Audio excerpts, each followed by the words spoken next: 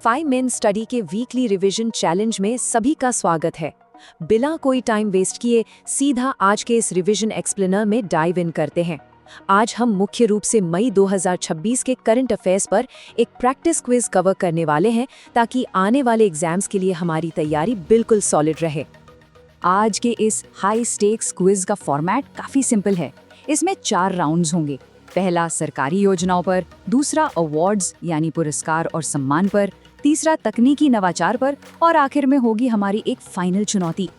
तो चलिए शुरुआत करते हैं राउंड 1 से, यानी सरकारी योजनाएं। देखते हैं कि हाल ही की ये गवर्नमेंट पॉलिसीज हमें कितनी अच्छी तरह याद हैं। हमारा पहला सवाल है सरस लाडू योजना के बारे में। सोचिए, डिलीवरी यानी प्रसव के बाद महिला दुग्ध उत्पादकों को इस योजना के तहत कौन सा स्पेसिफिक बेनिफिट बिल्कुल मुफ्त मिलता है? जल्दी से अपना जवाब सोच लीजिए। अगर दिमाग में 5 लीटर सरस घी आया था तो जवाब बिल्कुल स्पॉट ऑन है।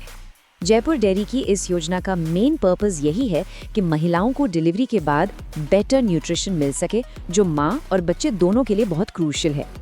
आप थोड़ा अर्बन अपलिफ्टमेंट यानी शहरी उत्थान के एंगल से सोचते हैं। शहरों में रहने वाले घुमंतु और अर्ध घुमंतु समुदायों के लिए खास तौर पर कौन सी नई योजना तैयार की गई है? सही जवाब है दादू दयाल योजना।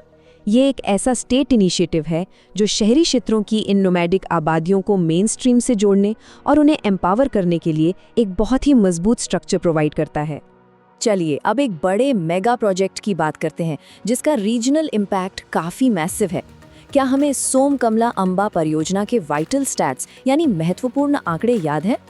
यहाँ हमें मुख्य रूप से 4 पिलर्स याद रखने हैं। पहला, इसकी लोकेशन डूंगरपुर में सोम नदी पर है। दूसरा, इसकी लागत करीब 900 करोड़ रुपए है। तीसरा, ये दक्षिणी राजस्थान के 7 जिलों को फायदा पहुंचाती है। और चौथा, सबसे ट्रिकी पॉइंट, इसमें सिरोही जिला शामिल नहीं है। एग्जाम्स में अक्सर ऐसे ही एक्सेप्शंस पूछे जाते हैं, तो इसे जरूर याद रखें। आइए अब स्वस्थ आश्रम योजना पर अपनी मेमोरी का एक क्विक टेस्ट करते हैं। हाल ही में लॉन्च हुई इस योजना के टारगेटेड बेनिफिशियरीज यानी लक्षित लाभार्थी आखिर कौन है?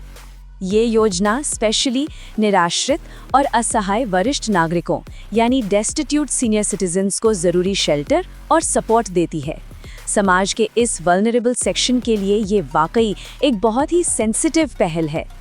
अब बढ़ते हैं राउंड 2 की तरफ, पुरस्कार और सम्मान। इस सेक्शन में हम उन प्रोमिनेंट फिगर्स और लिटरेचर को याद करेंगे जिन्होंने मई के महीने में खूब सुर्खियां बटोरी।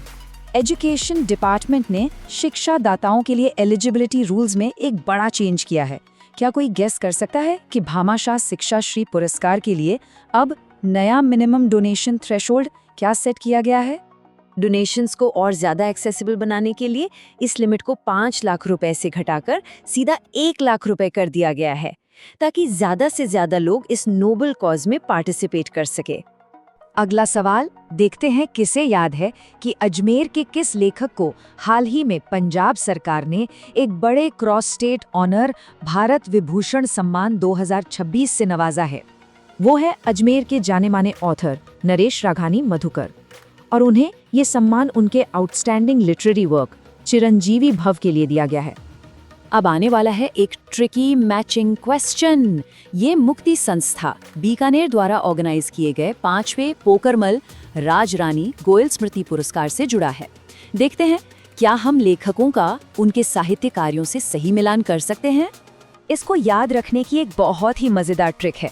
देखिए, भ्रमर यानी भंवरा हमेशा ऊपर मंडराता है ना? तो भंवरलाल भ्रमर की रचना हो गई ऊपर लो पासो। और दूसरा, हमें संतोष तब मिलता है जब हमारी काया यानी शरीर फिट रहता है। तो संतोष चौधरी की रचना हुई काया री कलजल। इस सिंपल एनालॉजी से ये कभी नहीं भूलेगा। चलिए अवार्ड सेक्शन को रैप अप करते हैं बहुप्रतीक्षित देवर्षि नारद जयंती मीडिया सम्मान के साथ। इस साल अलग अलग कैटेगरीज में किन टॉप जर्नलिस्ट्स को सम्मानित किया गया? यहाँ हमारे पास एक क्विक चीट शीट है। इलेक्ट्रॉनिक मीडिया के लिए लखवीर सिंह शेखावत, डिजिटल मीडिया के लिए रामगोपाल जाट और प्रिंट मीडिया के लिए मदन कलाल को चुना गया है। इन तीनों नामों को अच्छे से दिमाग में बिठा लीजिए। चलिए अब फटाफट मूव करते हैं राउंड 3 पर, जो है तकनीकी नवाचार यानी टेक इनोवेशंस। इसमें हम आईआईटी जोधपुर के एक मेजर टेक्नोलॉजिकल ब्रेक थ्रू पर फोकस करेंगे। आईआईटी जोधपुर ने 2 अलग-अलग तरह के क्लाइमेट रेजिलिएंट बिल्डिंग ब्लॉक्स तैयार किए हैं, लेकिन क्या हमें पता है कि इन दोनों के सोर्स मटेरियल में मेन डिफरेंस क्या है? डिफरेंस बहुत ही क्लियर है। बायो ब्रिक्स एग्रीकल्चरल वेस्ट यानी खेतों के कचरे से बनती हैं, जबकि एग्रोप्लास्टिक ब्लॉक्स सीधे तौर पर प्लास्टिक कचरे से तैयार किए जाते हैं। वेस्ट मैनेजमेंट और सस्टेनेबल इंफ्रास्ट्रक्चर के लिए ये वाकई एक गेम चेंजर इनोवेशन है। और इसी के साथ हम आ गए हैं आज के एक्सप्लेनर के आखिरी पड़ाव पर, हमारी अंतिम चुनौती। हमारा प्रैक्टिस क्विज तो पूरा हो गया है, लेकिन जाने से पहले एक फाइनल थॉट पर बात करना बहुत जरूरी है। एग्जाम्स में परफेक्शन का सबसे बड़ा सीक्रेट है एक्टिव रिकॉल, यानी सिर्फ पढ़ना नहीं बल्कि बिना देखे याद करने की कोशिश करना। तो कल की जीत पक्की करने के लिए आज से स्टडी रूटीन में क्या चेंजेस लाए जाएंगे? आज हमने जो भी गवर्नमेंट स्कीम्स और अवार्ड्स डिस्कस किए हैं, उन्हें बिना नोट्स देखे याद करने की कोशिश जरूर करें।